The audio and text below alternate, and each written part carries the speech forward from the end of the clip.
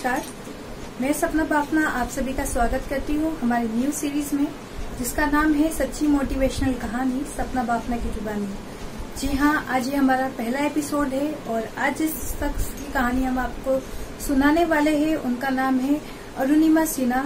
हाँ जी, वही mount Everest girl जिन्होंने 1 पाँव नकली होने के बावजूद माउंट एवरेस्ट की चढ़ाई की और एक अपनी जिंदगी में वो मुकाम हासिल किया जिन पे लोग चढ़ने से सोचते हैं। तो आज हम उनकी कहानी सुनाने जा रहे हैं। ये कहानी उन यूथ पीढ़ी के लिए है जो जल्दी से डिमोटिवेट हो जाती है अपनी लाइफ से, वो गलत डिसीजन ले लेती है और सुसाइड करना उन्हें आसान लगता है जिंदगी जीने से।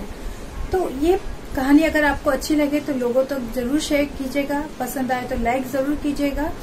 तो आइए हम शुरू करते हैं। अरुणिमा सिन्हा एक छोटे से यूपी कस्बे के रहने वाली एक मीडियम परिवार से, मध्यम वर्गीय परिवार से बिलोंग करती है। अरुणिमा सिन्हा के पिता सेना में एक मैकेनिकल इंजीनियर का काम करते थे। उनका जब अरुणिमा सिन्हा 3 साल की थी तब उनके पिता का देहांत हो गया। उनकी माता हेल्थ डिपार्टमेंट में सुपरवाइजर रह चुकी है और जब वो बचपन में छोटी थी तो उनको वॉलीबॉल और फुटबॉल में ज्यादा इंटरेस्ट था। जब उनका इंटरेस्ट इन सब चीजों में बढ़ने लगा तो उनके परिवार वालों ने भी उनका सपोर्ट किया। वॉलीबॉल में उन्होंने नेशनल चैंपियन का भी खिताब हासिल करा हुआ है। जब वो जैसे जैसे बड़ी हुई उम्र के साथ उन्होंने सोचा कि मैं इस खेल के साथ क्यों ना एक नौकरी कर लूं, एक जॉब कर लूं जिससे परिवार में थोड़ी मदद हो सकती है। तो उन्होंने CIFS की सिफारिश की। उन्होंने आवेदन भरा और उसमें उन्होंने उनकी तैयारी करी। जब उन्होंने CIFS की तैयारी कर रही थी तो उनका सेंटर आया दिल्ली में। तो उन्हें लखनऊ से दिल्ली जाना था। जब वो दिल्ली के लिए निकली तो उन्हें लखनऊ से दिल्ली की ट्रेन पकड़नी थी। उन्होंने ट्रेन पकड़ी। अरुणिमा सिन्हा जिस ट्रेन में चढ़ी उस ट्रेन में कुछ बदमाश भी चढ़े हुए थे। अरुणिमा सिन्हा ने सोने की चेन और उनके पास बैग था। उन बदमाशों ने अरुणिमा सिन्हा से उनका बैग और सोने की चेन छीनने की कोशिश करी। एक स्पोर्ट्स चैंपियन जो अपने सोने की चेन और बैग के लिए उन्होंने थोड़ा संघर्ष किया, उन्हें मना किया कि नहीं, मैं ये नहीं दे सकती। तो उन बदमाशों को इतना गुस्सा आया कि अरुणिमा सिन्हा को चलती ट्रेन में से फेंक दिया। जब अरुणिमा सिन्हा को ट्रेन से फेंका तो दूसरी तरफ से भी एक ट्रेन आ रही थी। जैसे ही अरुणिमा सिन्हा ट्रेन से फेंकी गई तो दूसरी तरफ वो ट्रेन से टकराई और 2 पटरियों के बीच जाके वो गिर पड़ी। उस वक्त अरुणिमा सिन्हा के एक पैर के ऊपर से ट्रेन गुजरी और उनका एक पैर कट चुका था। जब उनको होश आया तो उन्हें देखा कि उनका एक पैर कट चुका है और वो पटरी की दूसरी तरफ पड़ा है। अरुणिमा सिन्हा इस चीज को देखकर बिल्कुल घबराए नहीं। उन्होंने सोचा अगर मैं घबरा गई तो मेरी अभी मृत्यु हो जाएगी। ये छोटी सी बात कितनी दिल को घबरा देने वाली बात होती है। अगर हमारा जरा सा हाथ कट जाता है तो हम उसको लेके दिन भर बैठे रहते हैं। अरुणिमा सिन्हा का पूरा की पूरा एक पैर कट चुका था तो उनको कितनी घबराहट हुई होगी, पर उन्होंने अपना विश्वास बिल्कुल नहीं डगमगाया। उन्होंने अपने आप पे विश्वास रखा और सुबह होने का रात भर उन्होंने काफी चिल्लाया कि कोई उनकी आवाज सुन ले, उनकी मदद कर सके, पर किसी ने भी उनकी मदद नहीं करी क्योंकि कोई उनके आसपास सुनने वाला ही नहीं था। सुबह जब हुई तो आसपास के गांव वाले ने देखा कि कोई पटरी के पास कोई लाश या कोई ऐसा इंसान पड़ा है। तो गांव वालों ने वहां पे आके देखा तो अरुणिमा सिन्हा की बॉडी पड़ी हुई थी। बॉडी तो नहीं कहेंगे हम, अरुणिमा सिन्हा थोड़ी सी बेहोश सी जैसे हालत में हो चुकी थी क्योंकि रात भर काफी उनका खून बह चुका था। जब गांव वालों ने देखा तो पता किया तो वहां पे पता चला कि 49 ट्रेन उनके कटे हुए पैर के ऊपर से गुजरी है। गांव वालों ने अरुणिमा सिन्हा की मदद की और पास के ही हॉस्पिटल में उन्हें एडमिट किया। जब उनको पास के हॉस्पिटल में लेके गए तो वहां के डॉक्टर ने अरुणिमा सिन्हा की हालत देख के वहां पे इलाज करने से सख्त मना कर दिया, साफ मना कर दिया कि ये बहुत क्रिटिकल केस है, हम इस केस को यहाँ नहीं ले सकते, हमारा छोटा सा हॉस्पिटल है और कुछ भी अगर हुआ तो हमारे पे जिम्मेदारी आएगी। अरुणिमा सिन्हा को थोड़ा होश आया। अरुणिमा सिन्हा ने कहा कि आप चिंता मत कीजिए, मैं पूरी रात संघर्ष कर सकती हूँ, तो आप थोड़ा सा मुझे कोऑपरेट करें। अरुणिमा सिन्हा का बहुत ब्लड जा चुका था और उस हॉस्पिटल में ब्लड भी अवेलेबल नहीं था। तो वहाँ के हॉस्पिटल के डॉक्टर ने वहाँ पे अपना ब्लड दिया और वहाँ के हॉस्पिटल के कुछ और लोगों ने भी वहाँ पे अरुणिमा सिन्हा को अपना ब्लड डोनेट किया। उसकी इतने हौसले को देखते हुए वहाँ के सभी लोग उसको प्रेयर करने लगे। जब ये बात न्यूज में आई कि एक नेशनल चैंपियन की एक्सीडेंट हो चुका है, उसका एक पैर कट चुका है, तो भारत सरकार ने अरुणिमा सिन्हा को एक अच्छा ट्रीटमेंट दिया। उन्हें एक अच्छे हॉस्पिटल में एडमिट कराया गया, उनका ट्रीटमेंट अच्छा चला। उन्हें एक नकली टांग लगाया गया, उन्हें नकली पाँव लगाया गया, जिससे वो थोड़ा तो सपोर्ट होके चल सके। पर एक आप सोचिए कि किसी इंसान की अगर एक पैर कट जाए तो उसे पूरे जीवन भर अपंग के बुलाया जाता है। तो अरुणिमा सिन्हा जब हॉस्पिटल में एडमिट थी तो उन्हें यही लग रहा था कि अब मुझे जीवन भर अपंग के सहारे जीना होगा, इससे अच्छा मैं मर क्यों नहीं।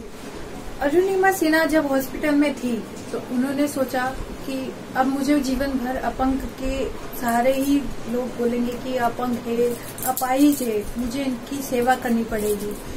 अरुणिमा सिन्हा के दिमाग में भी काफी सारे ऐसे सवाल आए कि अगर अब तो मेरी जिंदगी खत्म हो चुकी है, पर उन्होंने सोचा कि अगर मैं यही हार मान जाऊंगी तो मेरे परिवार वालों का क्या होगा। उन्होंने वहां पे खुद को हिम्मत दी, अपने परिवार वालों को हिम्मत दी।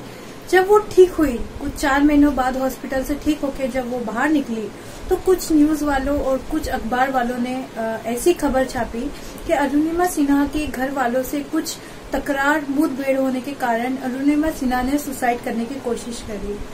और कुछ अखबार वालों ने ये भी न्यूज़पेपर में डाला कि अरुणिमा सिन्हा के पास ट्रेन की टिकट नहीं होने के कारण उन्हें ट्रेन से कूदना पड़ा।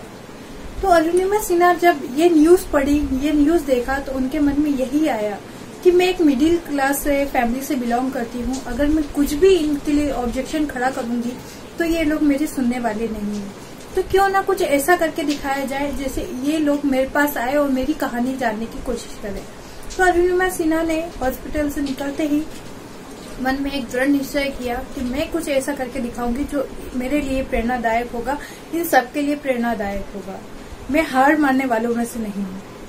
अरुणिमा सिन्हा ने माउंट एवरेस्ट चढ़ने का वहां पे अपना लक्ष्य बनाया। उन्होंने कहा कि मैं एक पांव से, मेरा एक पांव नहीं है तो क्या हुआ, मैं एक पांव से माउंट एवरेस्ट चढ़ के बताऊंगी। जब उनकी मन में बात ठान ली उन्होंने, जब वो वहां से हॉस्पिटल से बाहर गई, उन्होंने फैमिली को बोला कि मैं माउंट एवरेस्ट चढ़ना चाहती हूँ, मुझे इसकी ट्रेनिंग लेना है। तो उनकी फैमिली वालों ने कहा कि माउंट एवरेस्ट चढ़ने की ट्रेनिंग की फीस जो होती है 20 से 25 लाख रुपए होती है, और इतनी हमारी कैपेसिटी नहीं है कि हम इतनी ट्रेनिंग के लिए तुम्हें फीस भर सके। अरुणिमा सिन्हा के मन में ये बात लग गई थी कि मुझे कैसे भी करके ये ट्रेनिंग कंप्लीट करनी है और माउंट एवरेस्ट की चढ़ाई चढ़नी है। उनके फैमिली वालों और कुछ उनके सहायक ने उनकी हेल्प करी और माउंट एवरेस्ट चढ़ने की उनकी बात को समझा और उनको ट्रेनिंग के लिए हाँ कहा कि चलो हम तुम्हारी हेल्प कर देंगे। जब अरुणिमा सिन्हा ट्रेनिंग के लिए एक कैंप में गई तो वहां पे कई लोगों ने उन पे दया सी सहानुभूति जताई कि तुम्हारा एक पैर है नहीं और दूसरे पैर में भी रॉड है, तुम कैसे माउंट एवरेस्ट चढ़ोगी।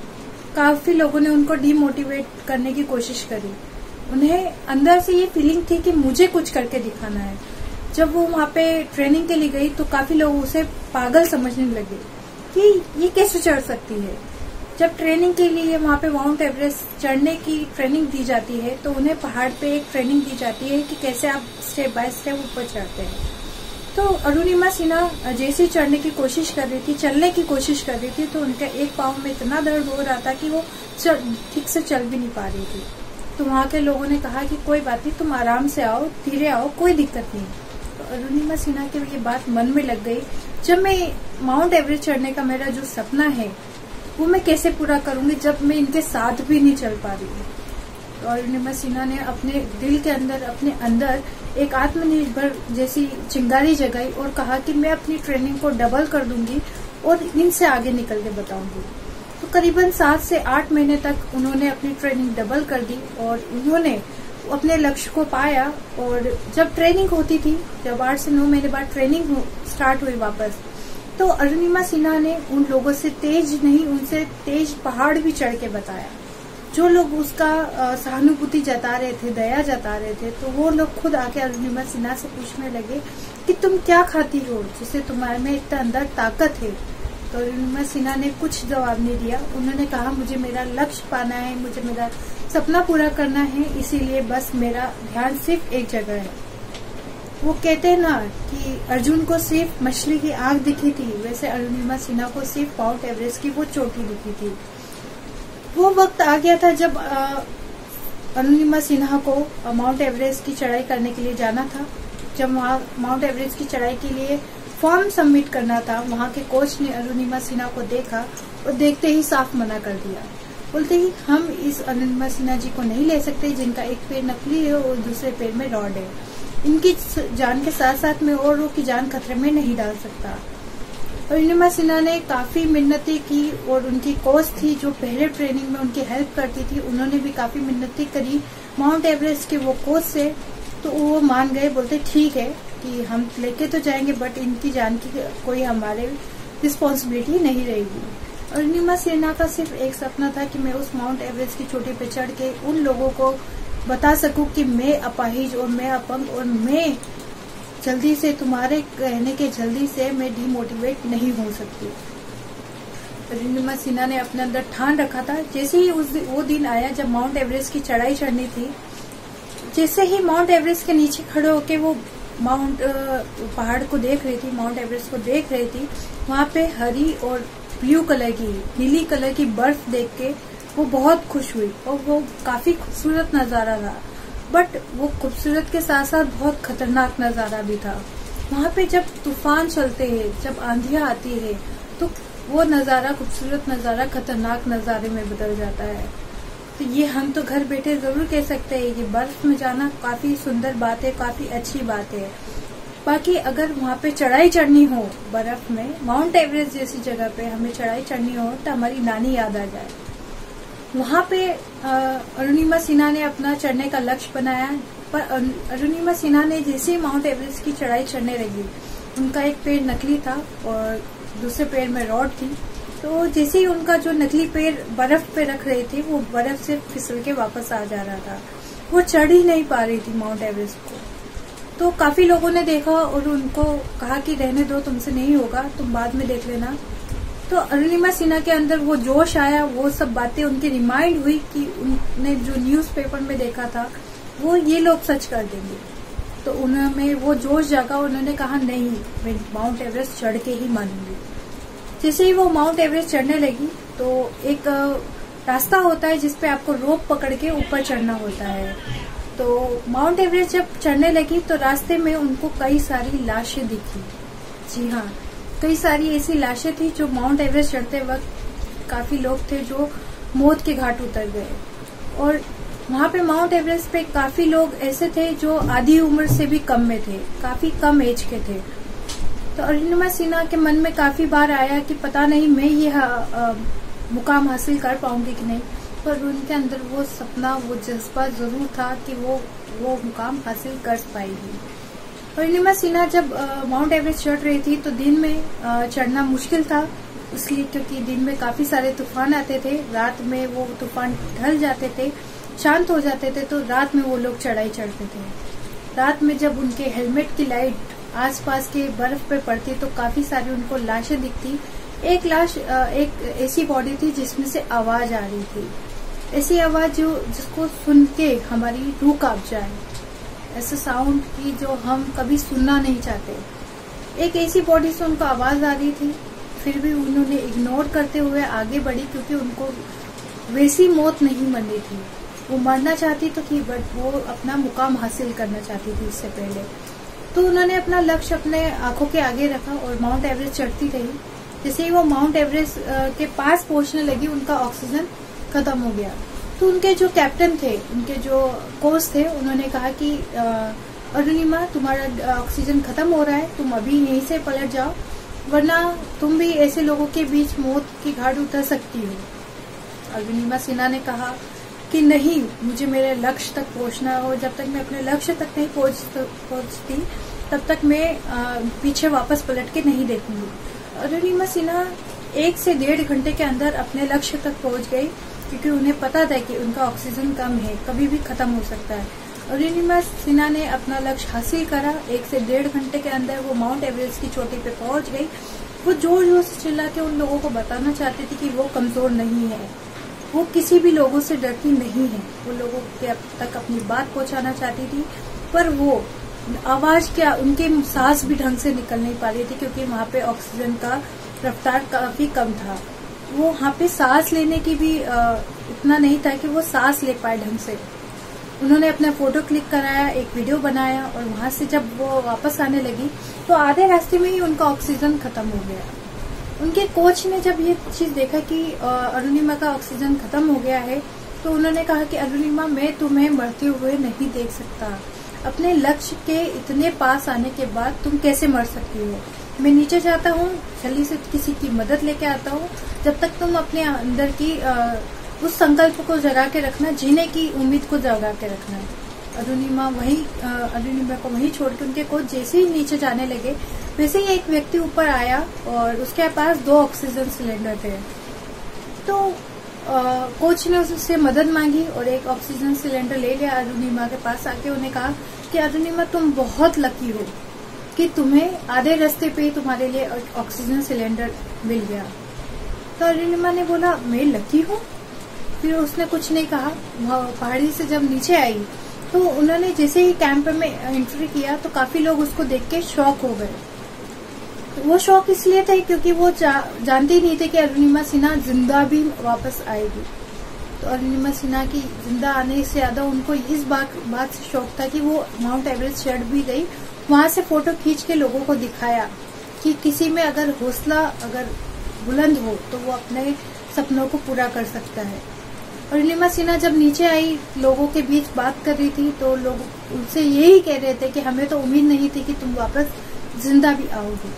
अरुणिमा सिन्हा की ये बात सुनने के बाद और लोगों के ये कहने के बाद कि तुम बहुत लकी हो, तो अरुणिमा सिन्हा ने सिर्फ एक बात ये कहा कि मैं लकी हूँ, तुम्हें लकी ही दिख रहा है। कभी ये नहीं देखा मेरे इस लकी के पीछे मैंने कितनी मेहनत की है, कितने अपने आप को उस भट्टी में जलाया है जिसमें मैं चल भी नहीं पाती थी। इस माउंट एवरेस्ट की चोटी के लिए मैंने कितनी ट्रेनिंग ली है, कितना मैंने इसके लिए योग किया है, तपस्या किया है। तो लोग सिर्फ उनकी कामयाबी को देखते हैं, उनके पीछे की मेहनत नहीं देखते हैं। तो लोग जल्दी से डिमोटिवेट हो जाते हैं। आज की कहानी का हमारा यही सारांश है कि जल्दी से डिमोटिवेट कभी मत होइए। काफी लोग आपको पीछा करने की कोशिश करेंगे, पर एक वक्त ऐसा जरूर आएगा जब सभी लोग अकेले हो जाएंगे और आपको अकेले को फैसला लेना होगा। और वो फैसला आपके लिए, अगर आप अकेले अपने लिए फैसला ले रहे हैं तो वो फैसला आपके लिए आगे जाके हमेशा सही होगा। तो आज की कहानी आपको कैसी लगी आप कमेंट करके जरूर बताइएगा, और लाइक, सब्सक्राइब और शेयर करना ना भूलिएगा। धन्यवाद। Thank you so much.